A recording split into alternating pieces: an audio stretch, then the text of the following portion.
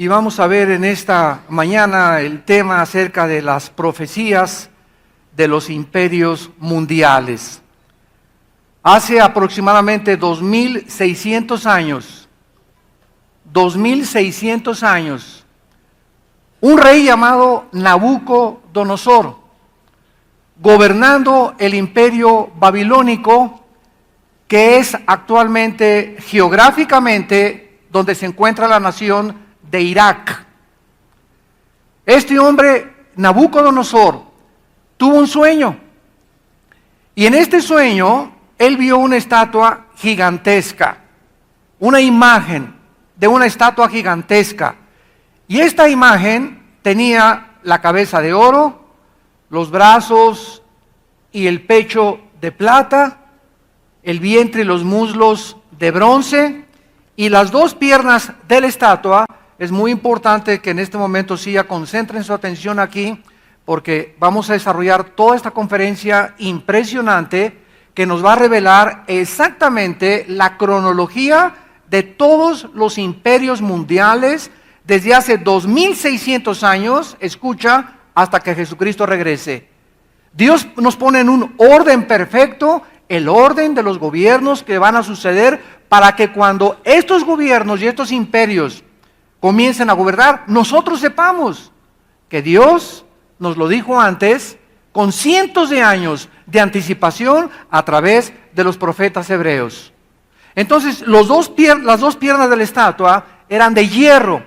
Vean ustedes cómo se van devaluando los materiales. Oro, la cabeza, que es Babilonia. El pecho y los brazos de plata, que simboliza al gobierno de los medos y los persas, la alianza que hicieron para conquistar Babilonia. Después, el vientre y los muslos de bronce representan el tercer reino, que la historia lo confirma, que fue el imperio griego, bajo Alejandro el Magno. Los vamos a ir viendo con detalles. Y las dos piernas de hierro representan al gobierno del imperio romano.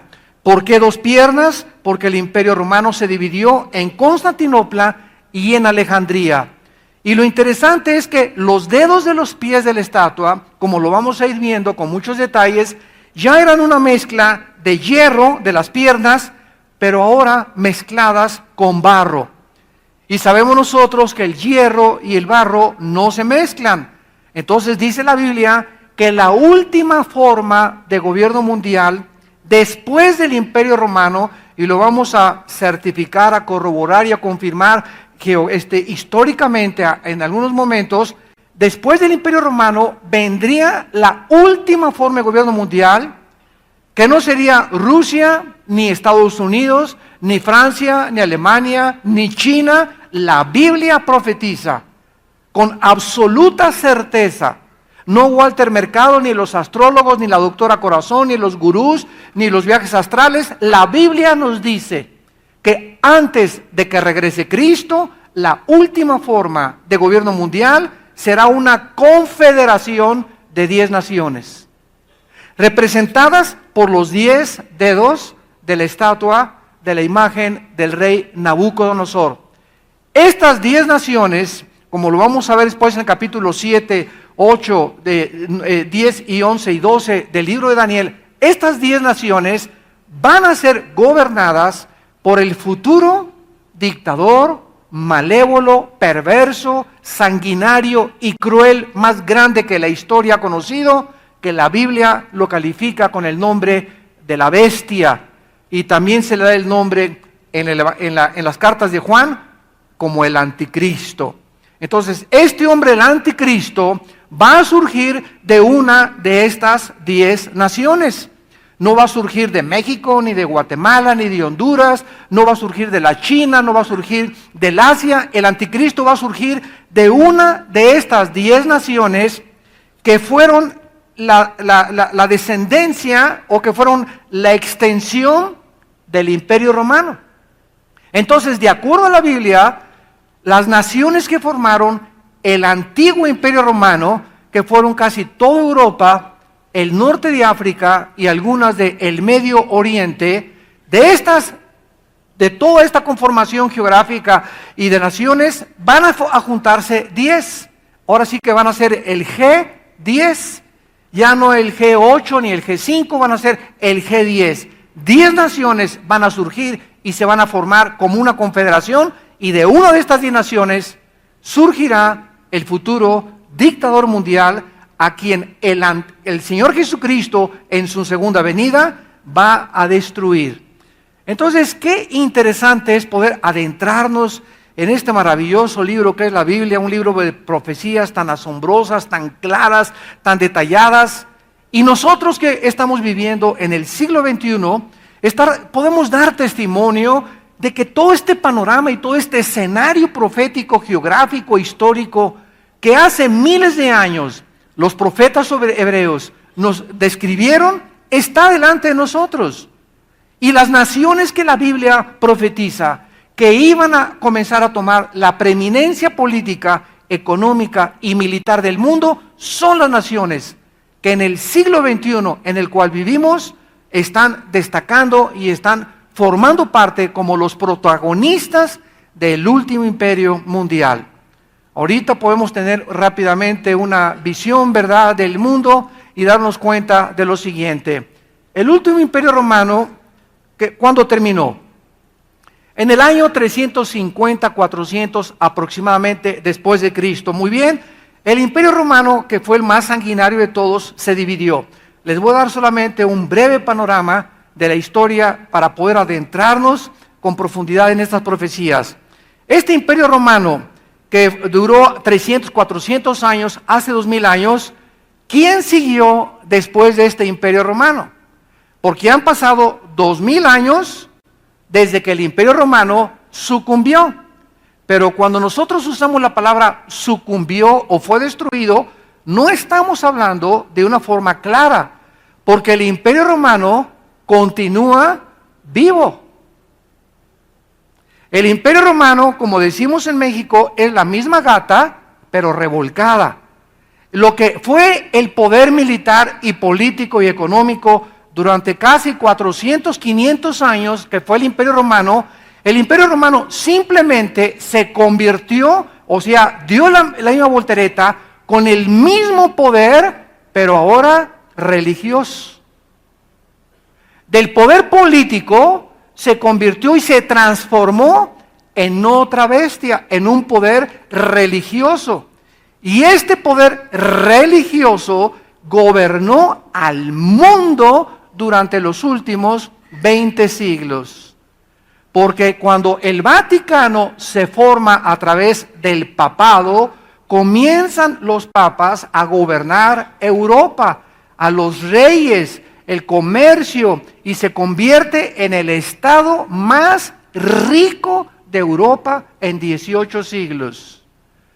Entonces nos damos cuenta de todo este fenómeno maravilloso que la Biblia nos describe, y podemos entender que simplemente el poder religioso que existe ahorita es una extensión de un poder político. Y este poder religioso es el único en la historia que tiene una silla como observador en el Consejo de Seguridad de las Naciones Unidas.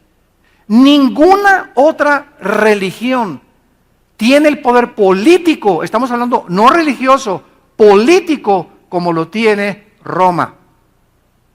Y estamos hablando de una forma muy clara, sin temor de nada, porque no podemos nada contra la verdad, sino por la verdad, y estamos mostrando claramente, ¿verdad?, de que de esta forma el poder religioso siempre ha estado unido al poder político para poder gobernar.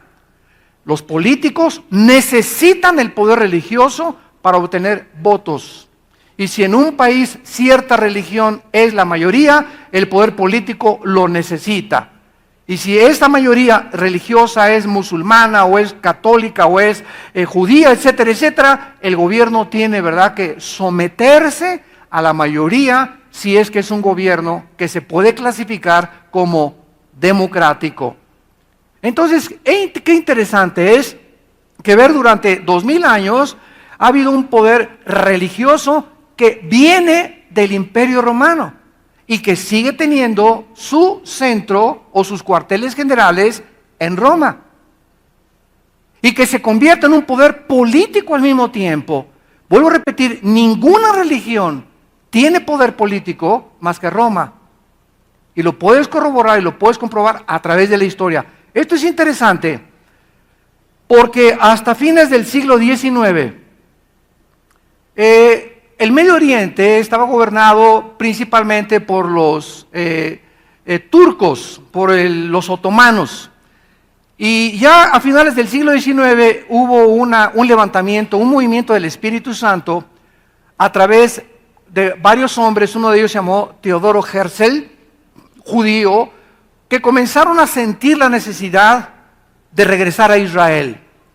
Entonces llegamos al siglo XX y los ingleses, que tenían más o menos el control del Medio Oriente y se los quitaron a los musulmanes, los ingleses comenzaron a gobernar casi, es lo que se llama el colonialismo. El colonialismo es cuando naciones como Inglaterra, Estados Unidos, potencias, Francia, principalmente en el norte de África, han llegado a lugares como la India, como el Medio Oriente, y han tratado de colonizar, ahí viene la palabra colonialismo, y tratar de hacer una extensión de su gobierno en esos lugares. Esto casi nunca ha resultado porque las personas de esos lugares se levantan en rebelión y de ahí vienen las famosas independencias. Y es interesante que a partir de 1940, escuchen esto, a partir de 1940, Irak, Irán, Siria, Israel, Jordania, las naciones que forman actualmente el Medio Oriente, fue hasta los 40 y después de los 40 que lograron su independencia. Y fue precisamente en 1948, el 14 de mayo, cuando la nación de Israel recobra, ¿verdad?, su independencia como un Estado libre y soberano. ¿Por qué? Porque alrededor de ella, todas las naciones que la Biblia profetizaba que iban a formar parte de la última confederación en el Medio Oriente, en el Asia, en Europa y en América, tenían que existir. Y fue precisamente en esa época, en esa década de los 40, cuando se independizan todas estas naciones que acabo de mencionar. Muy bien, los ingleses estaban en el Medio Oriente y viene la Segunda Guerra Mundial. En la Segunda Guerra Mundial llegan las tropas aliadas, sobre todo en la invasión de lo que se llamó el Día D, en las costas de Francia. Ahí en las costas de Francia llegaron los ingleses, llegaron los norteamericanos, llegaron los australianos también a tratar de penetrar por las costas de Francia, Alemania, y avanzar hacia Alemania para derrocar al ejército de los nazis. El general Rommel, que era el general encargado de Hitler, de toda la estrategia y logística en el norte de África, comenzó a distraer al ejército alemán para que Hitler creyera que la invasión no iba a venir en las costas de Francia, sino iba a venir por otro lado. Entonces Hitler deja en las costas de Francia algún pelotón de soldados, pero unos búnkers impresionantes, con ametralladoras y todo, para que solamente protegiera que no fuera a llegar el enemigo. Bueno, el día D involucró a más de 100,000 soldados. Murieron más de 50,000 soldados en el desembarco de las costas de Francia en el día D. Y los alemanes se defendieron a capa y espada, y finalmente los americanos, ingleses, pudieron entrar, desembarcar, acabaron con ese frente de los nazis y avanzaron hacia Berlín. Y en 1945, cuando llegó el general Dwight Eisenhower, le decían Ike a Berlín. Entonces Hitler se da cuenta que era una fantasía, el sueño que tuvo de formar una super raza, y los alemanes eran los que iban a gobernar el mundo, y los negros, los amarillos, los lisiados, las personas con defectos, los homosexuales tenían que ser asesinados, tenían que ser exterminados. El sueño de una super raza comienza años atrás, 50 años atrás, con un hombre llamado Carlos Darwin. Cuando Carlos Darwin escribe el libro El origen de las especies, este hombre, este naturalista inglés, botánico y le encantaba la investigación científica cuando fue a las islas de los Galápagos, cerca de Costa Rica, a investigar todas las mutaciones que podía encontrar, que no encontró absolutamente ninguna mutación de una especie a la otra. Carlos Darwin establece que el hombre es un animal, que nosotros no tenemos más que para sobrevivir la sobrevivencia del más apto, que descendemos de un simple protozoario todos y que el pájaro evolucionó, el pez evolucionó y se convirtió en águila, el águila en halcón, el halcón en jirafa, el chango en ser humano. Entonces, esta filosofía comenzaba a degradar. Vean ustedes el ataque de los poderes de las tinieblas que nos rodean contra este libro de Dios. El ataque era completamente directo a la creación bíblica, a la enunciación que Dios nos hace en su santa palabra. Somos creados a la imagen y semejanza de Dios. No somos ni descendemos de los animales. No somos animales más evolucionados. No somos el resultado de un accidente. Somos el resultado de una creación directa de Dios. Entonces era natural que Satanás, sabiendo que el tiempo le queda corto, el siglo XX se inicia con la filosofía del darwinismo o de la evolución. Esta filosofía la absorbe Sigmund Freud, el padre del psicoanálisis. Esta filosofía la absorbe otro hombre llamado Friedrich Nietzsche, filósofo alemán ateo, convencido de que Dios está muerto y de que no somos más que animales. Entonces, la filosofía de Carlos Darwin y de Friedrich Nietzsche invadieron y permearon Europa, las universidades y las mentes de los intelectuales. Y entonces Adolfo Hitler tenía como 30, 35 años de edad cuando comienza a leer los libros de Nietzsche. Así hablaba Zaratustra, el anticristo, comienza a estudiar el libro de Carlos Darwin y Hitler se convence de que él es el hombre escogido por los dioses para crear un superhombre, de lo cual hablaba el ateo Friedrich Nietzsche. Nietzsche dijo esto de la Biblia y de Cristo. Cristo fue un perdedor, porque si Cristo hubiera sido inteligente, nunca se hubiera rodeado de 12, y voy a usar la palabra, estúpidos pescadores, ignorantes, que no conocían nada, iletrados y desletrados, como decía Cantinflas. Entonces, de acuerdo a Nietzsche, ¿verdad? El hombre no puede ser humilde, el hombre no puede ser manso, porque te ve en la cara. Y si muestras debilidad y eres un hombre manso y humilde, no vas a sobrevivir. Para Nietzsche, el hombre verdadero era un hombre que no podía ser humilde ni manso, tenía que ser un hombre que no podía tener creencias, no podía creer en Dios, tenía que apoderarse de sí mismo y el hombre era capaz, de acuerdo a la filosofía de Nietzsche, de conquistar el mundo, de poder crear un superhombre y de poder llegar verdaderamente a mejorar y a restaurar el mundo y el universo. Qué triste que Friedrich Nietzsche, antes de los 50 años, lo hayan tenido que intervenir y meterlo a un hospital psiquiátrico. Qué triste que a los 50 años se vuelva homosexual. Qué triste que a los 50 y tantos años antes de que él se muriera, sus últimas acciones fue irse contra un piano y comenzar a gritar como loco que él era Dios. Aquel que perseguía a alguien que no existía, se enojó contra alguien que no existía. Porque esta es la irracionalidad del ateísmo. Cuando yo hablo con los ateos, la mayor parte de ellos están enojados contra alguien que no existe. Virgen del Carmen. Están enojados contra alguien que no existe. Entonces digo, si yo sé que no existe el mitototauro, porque si tú crees en el mitototauro, pues créalo tú y punto, ¿verdad? Yo no me enojo porque no existe. Pero qué cosa más contradictoria y qué irónico, ¿verdad? Que la mente atea puede estar enojada contra alguien que no existe, como dijo Jean-Paul Sartre en la década de los 60, el padre del existencialismo francés.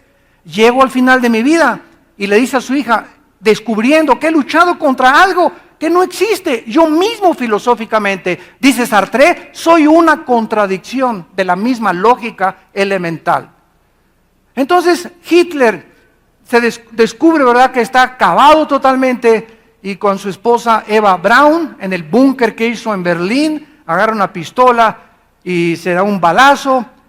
Parece que la mató también a Eva Braun o la envenenó, pero llegaron los aliados a Alemania, a Berlín en 1945 y encuentran un panorama devastador. Encuentran una carnicería humana que este monstruo llamado Adolfo Hitler había matado a más de 6 millones de judíos. Escuchen, 6 millones de seres humanos que no tenía guerra contra ellos. En aquel tiempo los judíos no tenían ni ejército ni tierra. ¿Qué fue lo que hizo que Hitler se volviera con ese odio contra los judíos? Oye, espérame tantito, yo hubiera llegado con él si hubiera sido uno de sus generales. Oye, Führer, nuestra guerra es contra Inglaterra, nuestra guerra es contra Rusia y nuestra guerra es contra los Estados Unidos de Norteamérica. Tenemos aliados a Japón y tenemos aliados a Italia, pero los judíos, ¿por qué comienzas a desviarte de las naciones que nos están tratando de extirpar el nazismo y de impedir la expansión del nazismo? ¿Por qué te concentras en los simples judíos? ¿Qué te han hecho? Ni siquiera están vestidos, ni pistolas traen, ni resorteras. 6 millones de judíos. Ningún psicólogo, ningún sociólogo, ningún antropólogo puede hasta el siglo XXI poder entender y ni afirmar por qué Hitler odiaba a los judíos. ¿Por qué ese odio jarocho, como decimos en México, contra un grupo étnico en Europa que ni siquiera le hacían ni le presentaban ninguna amenaza? Porque ningún judío, ni los polacos, ni en Austria, ni en Alemania, los judíos de todos esos lados, ninguno de ellos jamás ni siquiera intentaron un golpe de Estado, ni una revolución en contra de los nazis, ni anteriormente, menos cuando estaban completamente dispersados por todo el mundo. Solo la Biblia nos puede dar respuestas a estos misterios de la historia, a estos misterios de la ciencia, donde no se puede penetrar más que a través de la revelación del Espíritu de Dios. Entonces llegamos a 1945 y ¿quiénes fueron los triunfadores? Estados Unidos, Inglaterra y Rusia. Entonces estas tres naciones se levantan vencedoras de la Segunda Guerra Mundial. Alemania se encuentra devastada, completamente devastada. Japón lo mismo.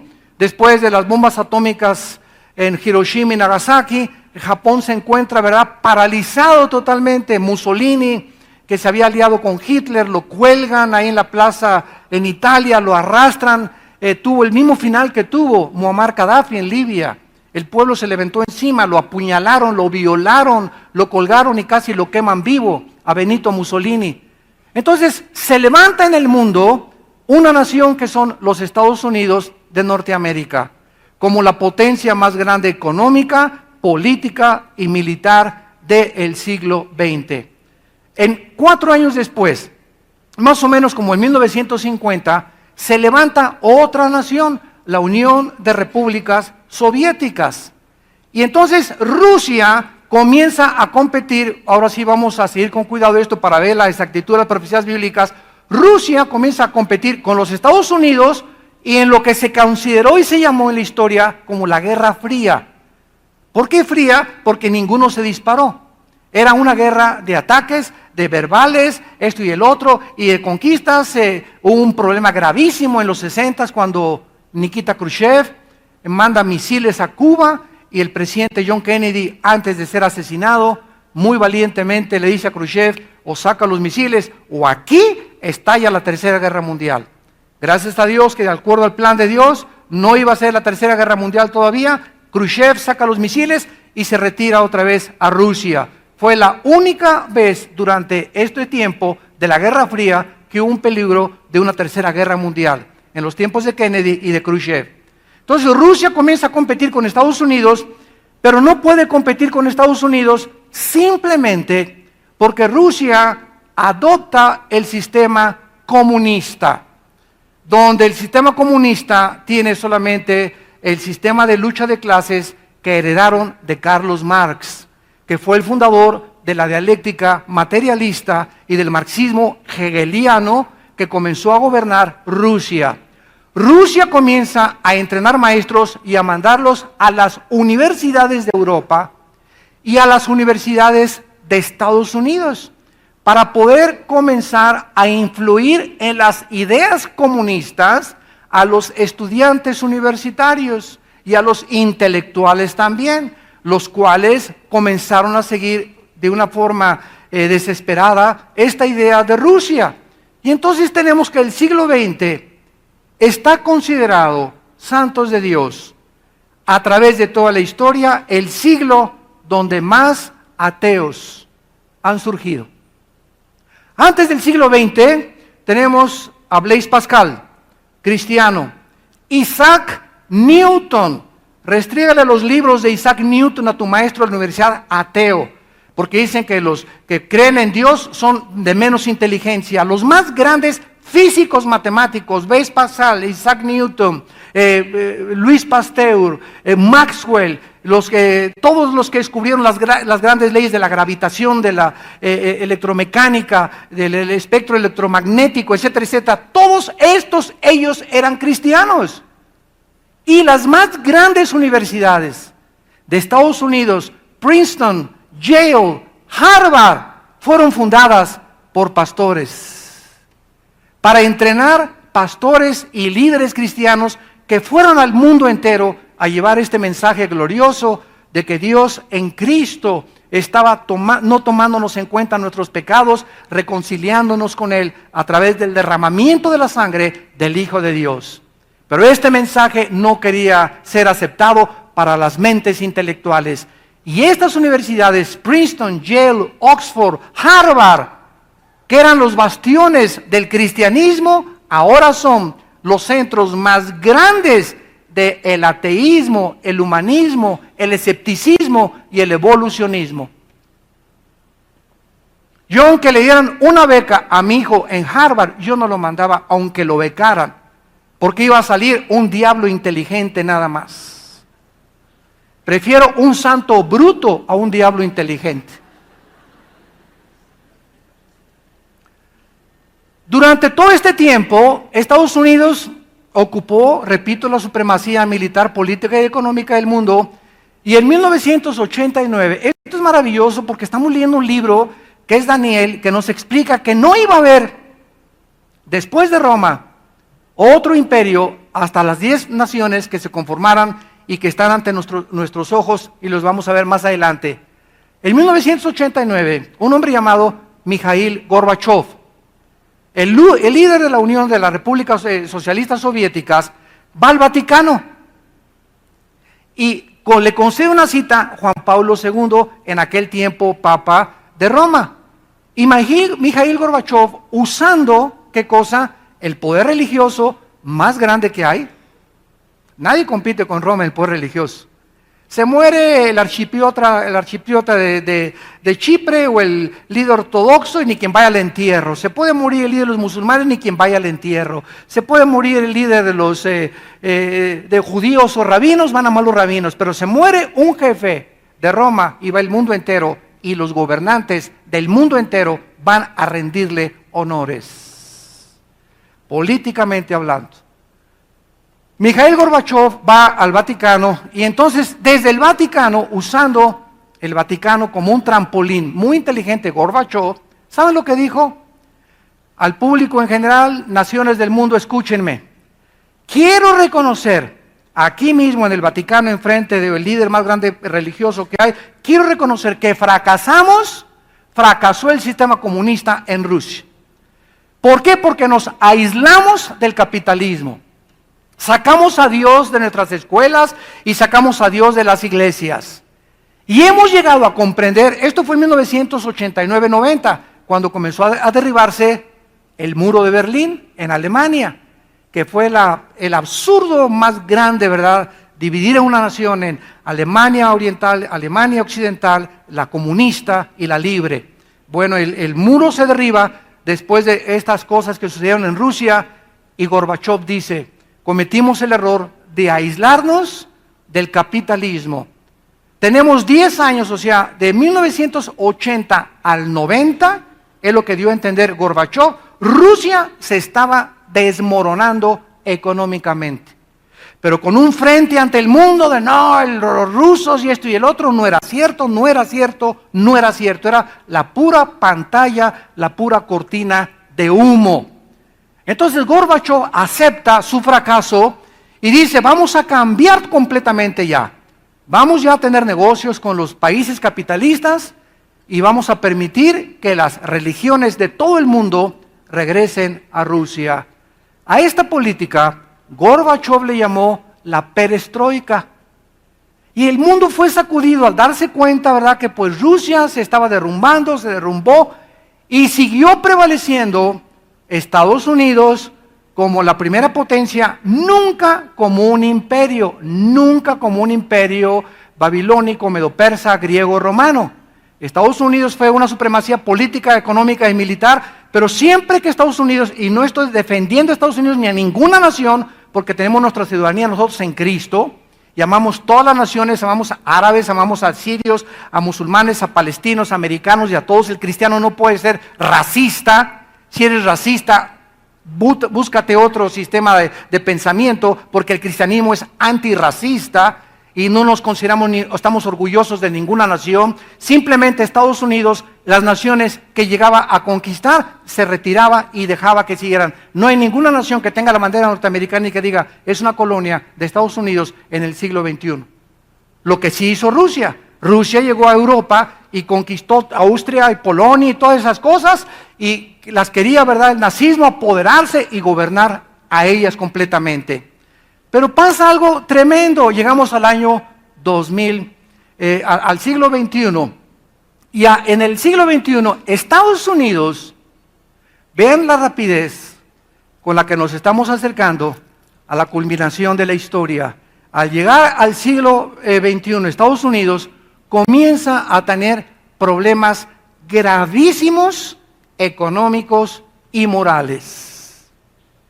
En el año 2002, Estados Unidos tenía una deuda de 10 trillones de dólares, una deuda externa.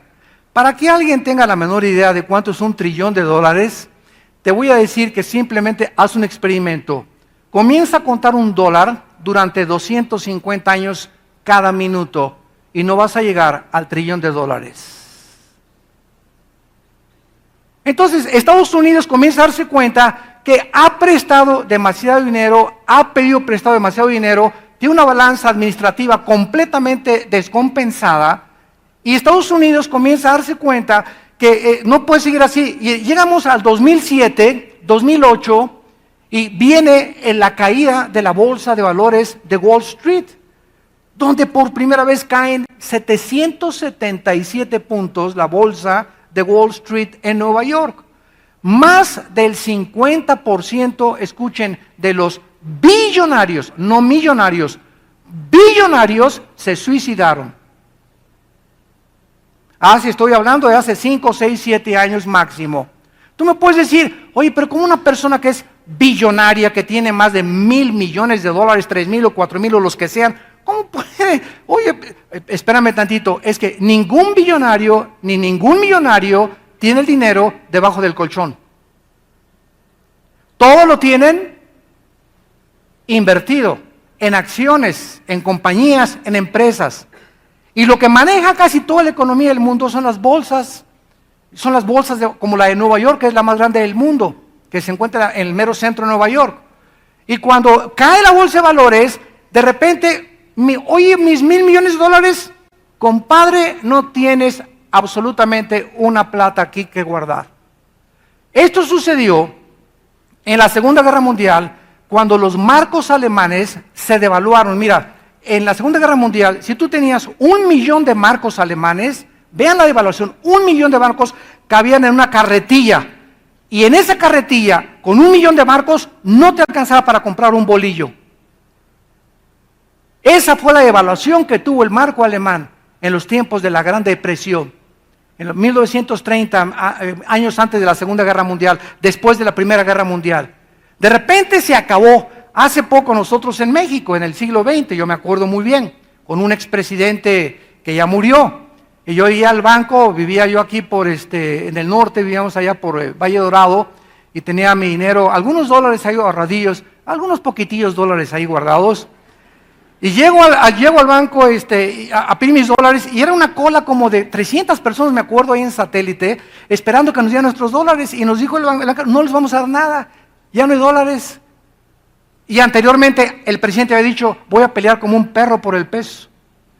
¿Y cuál pelearon, verdad? Una evaluación impresionante, y mis dólares, pues ni modo. Y estaba 12.50, pues te lo vamos a pagar a 6 o 7 pesos. ¿Te gustó? Bien, y si no, pues ni modo.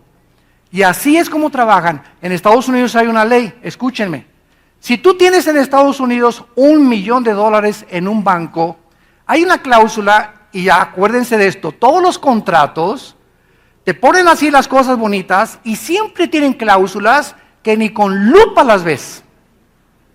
Así que hay que usar lupa o microscopio cuando firmamos un contrato. Y los contratos de los bancos son así, pero minúsculas las letras, y dice que si el banco fulano de tal, por ejemplo el Wells Fargo, quiebra y tú tienes $1,000,000, el banco solamente te da una cuarta parte, $250,000.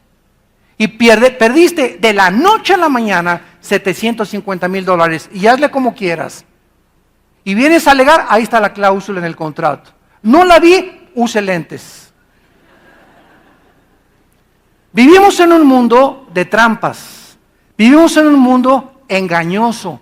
Vivimos en un mundo, Jesucristo lo dijo, rodeados de lobos, donde los seres humanos están unos a otros tratando de explotarse, de quitarle a alguien y enriquecerse a otros, tanto gobiernos como familias, como personas, como talleres mecánicos, como abogados, como ingenieros. Es una jungla en la que la Biblia describe al ser humano y el mundo que nos rodea. Y este es el mundo que en realidad estamos nosotros abriendo los ojos y descubriendo que es verdad. Y en este mundo que vivimos, Jesucristo nos da una orden: sean mansos como las ovejas, prudentes como las serpientes, inteligentes y sabios como las palomas. ¿Por qué compara Dios Cristo a una serpiente? Para que imitemos no el veneno de la serpiente. La serpiente tiene una cualidad que es la prudencia. ¿Sabe lo que es la prudencia? Pensar 3 veces antes de tomar una decisión. Una persona prudente es la persona que dice, me voy a casar, pero espérame, chiquito, te voy a llevar primero con mis papás. Después que te pase la báscula mi papá y mi mamá. Después voy a orar y le voy a decir, Dios, si con cara de John Travolta se quiere casar conmigo, Padre, y yo te quiero amar con todo mi corazón, llévatelo. Si tú haces todas estas cosas y no imprudentemente, de una forma impulsiva, compras ese coche, compras esa casa y te casas hacia lo loco, vas a lamentarte. Porque eres una persona que no piensas antes de tomar una decisión. Y todas esas personas son las personas que vemos ahora arrepentidas, ¿verdad? Lamentándose, muchas sin dinero, muchos han perdido ahorros, muchos han hecho compras que no debían haber hecho, muchos quieren enriquecerse antes de tiempo o toman el camino equivocado para lamentarse después y llorar en las penitenciarías y en las cárceles. Y esta es la situación que vive el ser humano. Entonces llegamos al siglo XXI, donde Estados Unidos, ante nuestros ojos, ahorita Estados Unidos ya abandonó a Europa. ¿Cómo lo sabemos? Hace algunos meses, el presidente nuevo de Rusia, Vladimir Putin, ¿qué es lo que quiere hacer? Volver a levantar la Unión de Repúblicas Socialistas Soviéticas, que quiere despertar al oso que estaba dormido o invernando. Y el primer paso es la invasión de Ucrania. Y llega Putin a Ucrania con las tropas rusas sin ningún uniforme. Digo, todos sabían que eran rusos, por favor, ¿verdad, Putin? Ni que éramos ciegos. Y comienzan, ¿verdad?, a rodear Ucrania. Pero el punto principal de Putin no era tanto Ucrania, sino Crimea, que es el puerto que está junto al mar Negro y que es el único puerto naval, el único que puede tener Putin para poder tener una flota militar rusa ahí en Crimea, en ese puerto, y el otro puerto que tienes junto a Siria. Por eso cuando se decidió atacar a Siria, al presidente Assad, para la matazón que están haciendo, no pudo intervenir nadie, porque Rusia defiende a Siria. Y a Rusia no le conviene que derroquen a este presidente, porque ahí se encuentra la segunda base naval de Rusia para conquistar el mundo, si es que está en los planes, y estamos seguros que lo está, de este presidente de Rusia actual. Entonces él entra a Ucrania, y desgraciadamente Ucrania no pertenece a la OTAN. ¿Qué es la OTAN? La Organización de Países del Tratado del Atlántico del Norte. Esta organización, que se fundó en 1949, se fundó con el propósito de impedir que ya los rusos, después de la Segunda Guerra Mundial, trataran de comenzar a conquistar las naciones de Alemania, de Europa. Entonces muchas naciones de Europa se unieron a la OTAN, y es una confederación de naciones donde si atacan a una, todas las demás naciones la van a defender. Es el pacto que existe bajo la OTAN. Ucrania no está bajo la OTAN, y Putin lo sabía. Entonces no pudo intervenir la OTAN. Libia estaba bajo la OTAN y atacaron a Gaddafi y sacaron a Gaddafi. Porque si Libia no hubiera estado con la OTAN, Gaddafi hubiera seguido de dictador. Entonces ahora Ucrania no tiene con qué defenderse, Estados Unidos no entra, y Estados Unidos le dijo a la única nación en Europa, ahora que es poderosa económica y militarmente, y se llama Alemania. Alemania vuelve a levantarse de las cenizas. Y Merkel, la presidenta de Alemania, le dice a Obama, por favor, ayúdanos, vamos a tratar de hacer algo para con Putin, éntrenle ustedes, yo desde por acá atrás. Pero Estados Unidos ya, el año que entra, a todos los soldados que quedan en Afganistán, se los regresa, ya sacó a los de Irak. Estados Unidos ya no tiene ante nuestros ojos el poder político, económico y militar del mundo. Lo tiene Europa. Y ahora Europa está compitiendo con la China. Ahorita en el Asia ya se inició una guerra fría entre Tailandia, Vietnam, Camboya, Malasia, Japón y la China, por el mar que está en medio de estas islas. China está así grandísima, enfrente tiene Tailandia, las Filipinas, abajo está Vietnam, enfrente la Malasia con todas las demás islas, y hay un mar que es internacional, que está en medio. China, como es ahorita el poderoso, agarró y metió sus barcos pesqueros a ese mar internacional, llegaron los filipinos, llegaron los tailandeses, y dijeron, oh, este territorio es de nosotros, y agarraron mangueras como de los de bomberos, los chinos, los barcos, y comenzaron a todos los marineros, porque no pueden dispararles ni matarlos, a arrojarlos al mar. Y entonces comenzó a protestar el gobierno de Tailandia, el gobierno de Taiwán, el gobierno de Filipinas contra la China, y China dice, ¿y qué? Éntrenle, ni quien le entre. Japón se está recuperando, todas estas naciones asiáticas están comenzando a resurgir. Entonces se encuentra ahorita China ocupada con eso, ¿verdad? Corea del Norte está tratando de conquistar y recobrar Corea del Sur. Corea del Norte es comunista, atea, Corea del Sur es cristiana. Estados Unidos tiene las últimas bases militares en Corea del Norte, y Francia tiene las últimas colonias, bases militares en África del Norte. Y el panorama que la Biblia nos da es el siguiente: Europa vuelve a resurgir. De las dos piernas de la estatua de Nabucodonosor hay 10 dedos. Y en 1957 se formó el Tratado de Roma, donde las naciones de Europa, guiadas por un hombre muy sabio francés, Jacques Delors, comienza a planear una Europa unida. Comienzan a reunirse y ya tienen un euro, ya tienen una presidencia europea que están completamente cambiando de vez en cuando, cierto tipo número de años, ya tienen un Consejo Europeo, pero desgraciadamente hace algunos años España, Portugal, Italia y Grecia se comienzan a hundir económicamente. El Banco Europeo ya no tiene dinero para poder financiarlos, queda Alemania, y Alemania dice, pues yo ya no le entro, porque si le entramos nos desfondan, nos quedamos ya sin dinero. Entonces Europa ahorita se encuentra en una situación grave, una crisis, donde tampoco pueden ayudar a los de Crimea ni a los de Ucrania. Entonces Putin, un hombre inteligentísimo, un estratega, él era de los directores de la KGB, el servicio secreto de Rusia, Putin antes de ser presidente. O sea, es un militar con una mente entrenada, es campeón de judo, tiene cinta negra, segundo dan en judo, este hombre, campeón de ajedrez también, es un hombre analítico, un hombre que planea, un hombre que muy prudente y sabe a dónde mover las piezas. Ahorita le voy a dar jaque mate, aquí meto el caballo, aquí meto el alfil. Es un estratega militar. Él sabe lo que está haciendo y lo está haciendo poco a poquito. Y está esperando la respuesta de las blancas, ¿verdad? Él tiene las piezas negras del ajedrez, está esperando cómo mueven las blancas para poder mover las negras. Pero como es un estratega inteligente, él sabe que no puede ahorita apoderarse de Lituania, de Bosnia, ni de Latvia, que son naciones que están al norte, que están casi en frontera con Polonia. No puede conquistarlas ahorita porque estas tres naciones van a formar parte de la OTAN ya en estas semanas o en estos meses. Entonces estamos viendo que el panorama de Ezequiel 38, del 1 al 4, está ante nuestros ojos. En Ezequiel 38 en la Biblia se profetiza una invasión rusa con naciones musulmanas a Israel. Y ante nuestros ojos la Biblia nos muestra que de estos dedos de los pies de la estatua de Nabucodonosor aparecen en Apocalipsis 17 y 19 como los 10 cuernos de la bestia.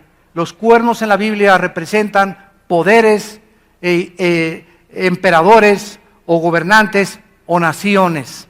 A Cristo el cuerno de la salvación se le llama en Lucas el cuerno de la salvación porque es el poder del búfalo. El cuerno implica en la Biblia el poder de empujar. Cuando hablamos de cuernos, la Biblia está hablando de poderes que quieren empujar a los demás y a los más débiles. Entonces, qué maravilloso es que podamos encontrar en el libro de Daniel toda esta descripción. Vean ustedes el versículo 37, cuando Daniel le interpreta finalmente el sueño a Nabucodonosor. Tú, oh rey, Daniel 2:37, eres rey de reyes. El Dios del cielo te ha dado reino, poder, fuerza y majestad. Y donde quiera que habitan hijos de hombres, bestias del campo y aves del cielo, Él los ha entregado en tu mano. Vean la soberanía de Dios. Y te ha dado, es Dios el que le permitió a Nabucodonosor tener dominio sobre todo. Tú eres la cabeza de oro. Daniel le dice, esta es la interpretación. Ya vimos en las clases pasadas, en las conferencias pasadas, que Nabucodonosor cuando tuvo este sueño, le mandó a hablar a los bisabuelos de Walter Mercado, astrólogos, gurús, a todos místicos, todas esas personas, ¿verdad?, que dicen que tienen profecía y que conocen el futuro. Ninguno pudo en Babilonia más que Daniel, porque el sueño de Nabucodonosor se lo había dado Dios, para que Daniel fuera congraciado con el rey, para que Nabucodonosor contratara a Daniel, lo tuviera cerca, y para que Daniel pudiera influir en los magos y astrólogos y brujos y mostrarles quién es el verdadero Dios. En las formas como actúa nuestro papá, nuestro rey de reyes y señor de señores. Entonces, Él es la cabeza de oro. Dice el versículo 39, después de ti se levantará otro reino inferior al tuyo. Señores historiadores que nos escuchan ahorita, también por internet y por la televisión, ¿qué imperio siguió al imperio babilónico? De acuerdo a la historia, los medos y los persas hicieron alianza y derrocaron a el reino de los babilonios. Este fue el que siguió después de Babilonia. Y luego un tercer reino de bronce. ¿Quién fue este reino tercer de bronce? Alejandro el Magno. A los 21 años de edad se convierte en un conquistador y en menos de 10 años Alejandro el Magno conquista casi toda Europa, el norte de África y el Medio Oriente. Alejandro el Magno muere en Babilonia, en lo que es ahorita Irak. Otra vez Irak vuelve a surgir, en las próximas clases lo vamos a ver, vuelve otra vez a surgir en la historia a final del siglo XX, XXI, como una nación en la que la atención está siendo concentrada en Irak, en Irán, en Siria, en Jerusalén, en Israel, donde la Biblia dice que terminará la raza humana en la Tercera Guerra Mundial. Entonces, qué interesante que fue el tercer reino, Grecia, el que siguió a los medos persas. ¿Y quién siguió a los medos persas? Y el cuarto reino, versículo 40. El cuarto reino, ¿quién fue? El Imperio Romano, de acuerdo a la historia.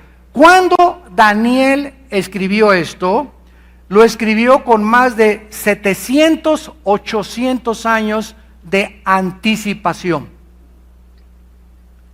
Más de 700, 800 años de anticipación antes de que ni siquiera nadie se imaginara que iban a haber solamente 4 imperios de acuerdo a la Biblia, que iban a pasar 2000 años sin que ninguna nación ni ningún imperio volviera a resurgir.